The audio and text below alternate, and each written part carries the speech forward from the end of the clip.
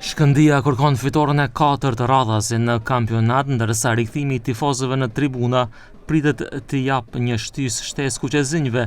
Pas 3 fitoreve në 3 xhirot e para, Shkëndia synon të vazhdojë ecurinë perfekte dhe të mbrojë kreun e tabeles.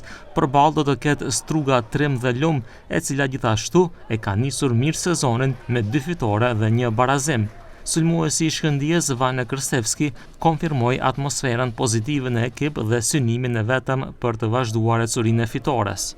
Normalno, всеки одиме утакмица по утакмица, всека утакмица е битна, не е битно дали Европа или лигашка утакмица.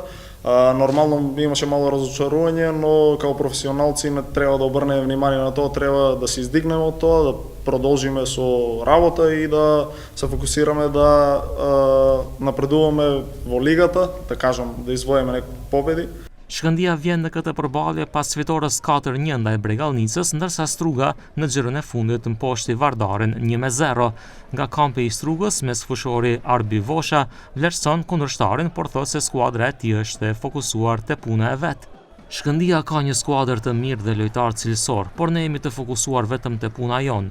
Në ndeshje të tilla, çdo lojtar duhet të jep maksimumin për të shpresuar në një rezultat pozitiv. Ndeshja zhvillohet sonte në orën 19 në kompleksin e Federatës së Futbollit në Shkup, ku qezënjtë vazhdojnë të luajnë jashtë Tetovës për shkak të punimeve në stadiumin e qytetit. Nga ora 17 në program është edhe ndeshja Vardari Sileksi.